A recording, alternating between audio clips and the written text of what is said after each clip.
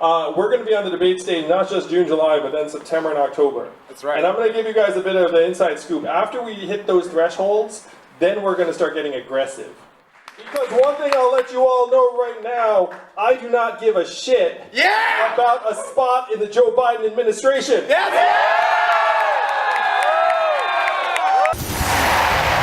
And entrepreneur Andrew Yang. The opposite of Donald Trump is an Asian man who likes math.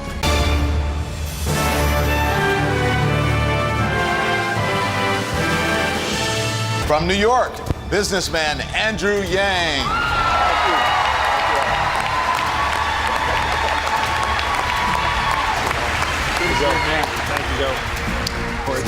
Let's start with opening statements. You will each receive 1 minute. Andrew Yang. If you've heard anything about me and my campaign, you've heard that someone is running for president who wants to give every American $1,000 a month. I know this may sound like a gimmick, but this is a deeply American idea, from Thomas Paine to Martin Luther King to today. Let me tell you why we need to do it and how we pay for it. Why do we need to do it? We already automated away millions of manufacturing jobs, and chances are your job could be next. If you don't believe me, just ask an auto worker here in Detroit. How do we pay for it? Raise your hand in the crowd if you've seen stores closing where you live. It is not just you. Amazon is closing 30% of America's stores and malls and paying zero in taxes while doing it. We need to do the opposite of much of what we're doing right now, and the opposite of Donald Trump is an Asian man who likes math. So let me share the math. $1,000 a month for every adult would be $461 million every month right here in Detroit alone. The automation of our jobs is a central challenge facing us today. It is why Donald Trump is our president, and any politician not addressing it is failing the American people. Mr. Yang, I want to bring you in. You support a Medicare for all system. How do you respond to Governor Inslee? Well, I just want to share a story. When I told my wife I was running for president, you know the first question she asked me? What are we going to do about our health care? That's a true story, and it's not just us. Democrats are talking about health care the wrong way. As someone who's run a business, I can tell you flat out our current health care system makes it harder to hire. It makes it harder to treat people well and give them benefits and treat them as full-time employees. It makes it harder to switch jobs, as Senator Harris just said, and it's certainly a lot harder to start a business. If we say, look, we're going to get healthcare off the backs of businesses and families, then watch American entrepreneurship recover and bloom. That's the argument we should be making to the American people. Thank you, Mr. Yang. Mr. Yang, your response. I'm the son of immigrants myself. My father immigrated here as a graduate student and generated over 65 US patents for GE and IBM. I think that's a pretty good deal for the United States. That's the immigration story we need to be telling. We can't always be focusing on some of the distressed stories.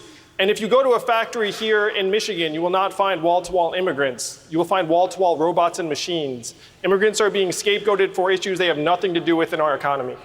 Thank you, Mr. Yang. Mr. Yang, your response? I speak for just about everyone watching when I say I would trust anyone on this stage much more than I would trust our current president on matters of criminal justice. We cannot tear each other down. We have to focus on beating Donald Trump in 2020. I want to share a story that a prison guard, a corrections officer in New Hampshire said to me. He said, we should pay people to stay out of jail because we spend so much when they're behind bars. Right now, we think we're saving money. We just end up spending the money in much more dark and punitive ways. We should put money directly into people's hands, certainly when they come out of prison, but before they go to prison. Thank you, Mr. Yang. Mr. Yang, why are you the best candidate to heal the racial divide in America? Your response. I spent 7 years running a nonprofit that helped create thousands of jobs, including hundreds right here in Detroit, as well as Baltimore, Cleveland, New Orleans. And I saw that the racial disparities are much, much worse than I'd ever imagined. They're even worse still. A study just came out that projected the average African-American median net worth will be zero by 2053. So you have to ask yourself, how is that possible? It's possible because we're in the midst of the greatest economic transformation in our history. Artificial intelligence is coming. It's going to displace hundreds of thousands of call center workers. Truck drivers, the most common job in 29 states, including this one. And you know who suffers most in a natural disaster? It's people of color, people who have lower levels of capital and education and resources. So what are we going to do about it? We should just go back to the writings of Martin Luther King, who in 1967, his book Chaos or Community, said we need a guaranteed minimum income in the United States of America. That is the most effective way for us to address racial inequality in a genuine way and give every American a chance in the 21st century economy. Mr. Yang, thank you very much. Change, Mr. Yang, and that's your better response. bigger than any other person. The important number in Vice President Biden's remarks just now is that the United States is only 15% of global emissions. We like to act as if we're 100%, but the truth is, even if we were to curb our emissions dramatically, the Earth is still going to get warmer. And we can see it around us this summer. The last 4 years have been the 4 warmest years in recorded history. This is going to be a tough truth, but we are too late. We are 10 years too late. We need to do everything we can to start moving the climate in the right direction, but we also need to start moving our people to higher ground. And the best way to do that is to put economic resources into your hands so you can protect yourself and your families. Mr. Yang, in poll after poll, Democratic voters saying that having a nominee who can beat President Trump is more important to them than having a nominee who agrees with them on major issues. And right now, according to polls, they say the candidate who has the best chance of doing that, of beating President Trump, is Vice President Biden. Why are they wrong? Well, I'm building a coalition of disaffected Trump voters, independents, libertarians, and conservatives, as well as Democrats and progressives. I believe I'm the candidate best suited to beat Donald Trump. And as for how to win in Michigan and Ohio and Pennsylvania, the problem is that so many people feel like the economy has left them behind. What we have to do is we have to say, look, there's record high GDP and stock market prices. You know what else are at record highs? Suicides, drug overdoses, depression, anxiety. It's gotten so bad that American life expectancy has declined for the last 3 years. And I like to talk about my wife who's at home with our 2 boys right now, one of whom is autistic. What does her work count at in today's economy? 0, and we know that's the opposite of the truth. We know that her work is among the most challenging and vital.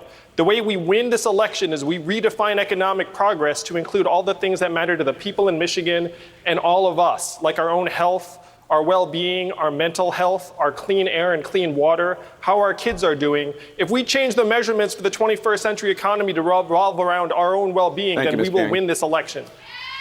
Mr. Yang, women, on average, earn 80 cents, about 80 cents, for every dollar earned by men. Senator Harris wants to fine companies that don't close their gender pay gaps. As an entrepreneur, do you think a stiff fine will change how companies pay their female employees? I have seen firsthand the inequities in the business world where women are concerned, particularly in startups and entrepreneurship. We have to do more at every step. And if you're a woman entrepreneur, the obstacles start not just at home, but then when you seek a mentor or an investor, often they don't look like you, and they might not think your idea is the right one. In order to give women a leg up, what we have to do is we have to think about women in every situation, including the ones who are in exploitative and abusive jobs and relationships around the country. I'm talking about the waitress who's getting harassed by her boss at the diner, who might have a business idea, but right now is stuck where she is. What we have to do is we have to give women the economic freedom to be able to improve their own situations and start businesses.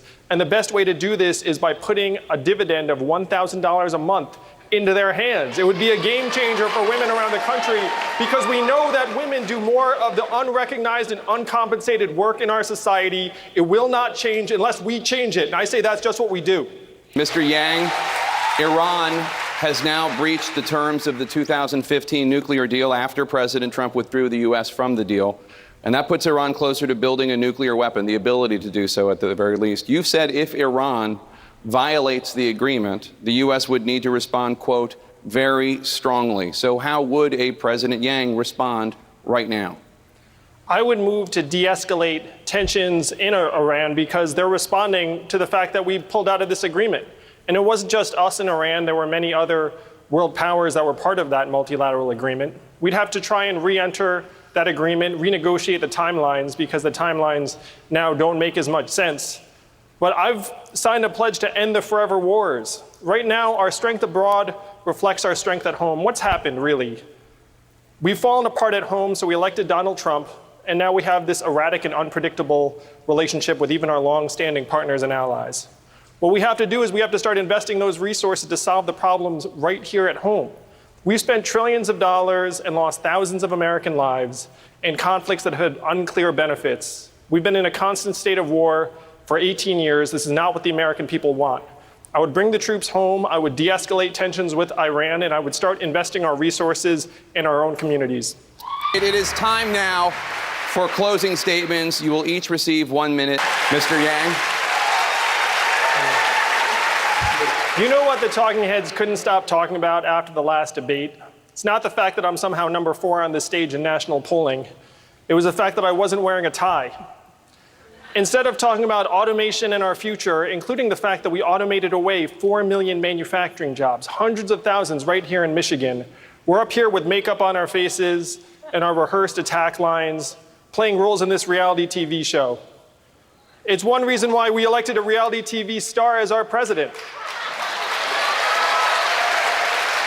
We need to be laser focused on solving the real challenges of today, like the fact that the most common jobs in America may not exist in a decade, or that most Americans cannot pay their bills. My flagship proposal, the Freedom Dividend, would put $1,000 a month into the hands of every American adult, be a game changer for millions of American families. If you care more about your family and your kids than my neckwear, enter your zip code at yang2020.com and see what $1,000 a month would mean to your community. I have done the math. It's not left, it's not right, it's forward, and that is how we're going to beat Donald Trump in 2020. Thank you for watching the Zach and Matt Show. If you enjoyed the video, please leave a like and subscribe, and stay tuned for more upcoming Democratic debate highlight videos.